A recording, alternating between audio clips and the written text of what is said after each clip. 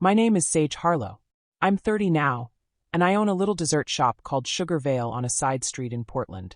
It's tiny, 6 tables, mismatched chairs, a glass case full of cakes and tarts that change every day. The walls are pale pink with hand-painted vines curling around the windows. There's a chalkboard menu that I rewrite by hand every morning, and a small kitchen in the back where I still do most of the baking myself. The air smells like vanilla, brown butter, and whatever fruit is in season. People come in for birthdays, breakups, quiet apologies to themselves. I like that part best, watching someone take the first bite and close their eyes like the world just got a little softer. 9 years ago I was 18, sitting in a booth at a chain restaurant with my parents and my brother Ethan. It was my birthday. They'd promised dinner out, nothing fancy, just burgers and milkshakes. Mom handed me a small gift bag when we sat down. Inside was a store-bought sheet cake from the grocery store bakery, chocolate with white frosting, my name piped in red gel. "Happy 18th, Sage," she said. We sang. I blew out the candle. Ethan took a picture. It felt normal. Almost good. When the check came, Mom said, "We'll box the cake and take it home for later." I nodded. We left. In the parking lot she hugged me quick, said, "We're so proud of you." Dad ruffled my hair like I was still 12. Ethan said, "See you at home." They never brought the cake home. I waited up until midnight. No one showed. The house was dark. I called Mom. Voicemail. Dad. Voicemail. Ethan texted. "They left this morning. Said you're old enough to handle yourself now. Good luck." I sat on the front steps until the porch light timer clicked off. No cake. No goodbye. Just gone. The next day I found out they'd moved to a condo in Arizona. Mom posted pictures on Facebook, new pool, new kitchen, new life. Caption. Fresh start for the family. So grateful. Comments from aunts. Beautiful. You deserve it. One cousin asked where I was. Mom replied. Sage decided she didn't want to come with us.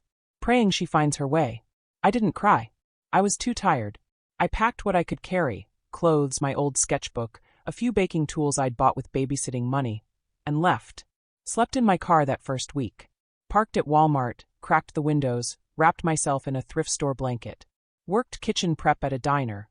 Chopping onions, washing dishes, prepping mise en place for $6 an hour under the table. The head chef, a woman named Carla with forearms like steel cables, watched me for a month before she said, "You're fast. You don't complain.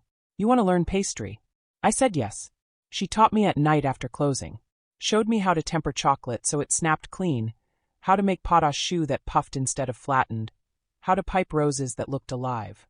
She yelled when I over-whipped cream. She cursed when I burned caramel. But she never made me feel small. When I got it right, she just nodded once and said, "Not bad, kid." I saved every tip. Rented a room in a shared house. Bought a cheap stand mixer off Craigslist.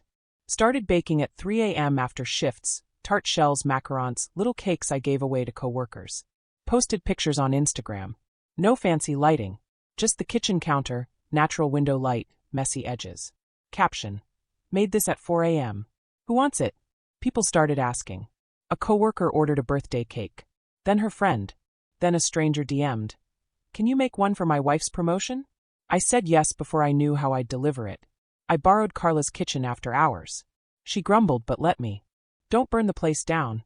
The pop-up started small. A folding table outside the diner on weekends. Cupcakes, cookies, mini tarts.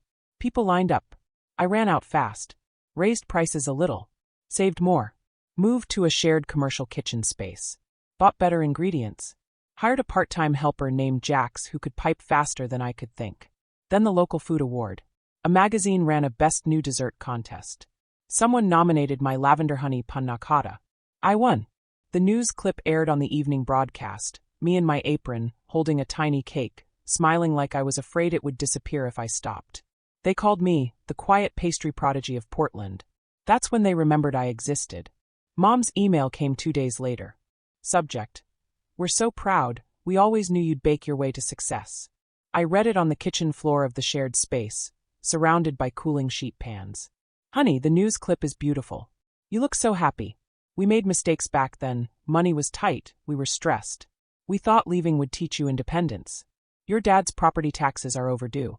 We're in a bind. If you could loan us a little to keep the house, it would mean everything. We love you. We miss you. Mom. I laughed, short, hollow. Miss me. Dad emailed next, saw the award. Impressive. We always encouraged your baking. Things are tight here. A small loan would help. We'll pay you back. Let's move past this. Then Ethan. Hey sis. The clip is everywhere. Mom cries when she watches it. Dad's stressed about the house. If you could help even a little, we'd be grateful. We miss you. I sat there until the ovens clicked off. Thought about the restaurant booth. The cake they left behind. The empty house. The nights I slept in my car smelling like onions. The mornings I woke up with frost on the windows and no one to call. I opened a reply. One line. I baked my own way. You don't get to taste it now. Sent. Blocked. Mom started a prayer chain on Facebook, public with the news clip embedded. My daughter Sage won a dessert award. So proud. Praying she comes home to help with property taxes. God provides. Comments. Praying hard. Family first. She'll come around. I didn't engage. I kept baking. Kept posting. Kept saying yes to orders that felt right. Last month I got a message from my niece, Ethan's daughter, now 7. She'd found my shop online. Aunt Sage? Can you make me a cake for my birthday? With stars on it. I answered her directly. Hey sweet girl. I'd love to. When you're older and you want one, come find me. I'll make it exactly how you like. No rush. I'll be here. No reply from Ethan or Mom. That's okay. Now the shop is busy most days. I bake late some nights, jazz on low, Scout curled under the table. Mara brings dinner and sits on a stool sketching while I pipe roses. Jax blasts music when we're finishing big orders. Clients leave notes. This tastes like home. Thank you for seeing me. I don't hate them. Hate is loud and my work is quiet. I don't forgive them. Forgiveness isn't owed to people who leave cakes behind and rewrite your birthday. I just chose different. Chose the oven that stays hot. Chose the people who show up with empty plates and leave full. Sometimes I think about that sheet cake. The red gel letters. The way it sat on the table like a promise they never kept. I don't miss it. I make my own cakes now. And they taste like freedom.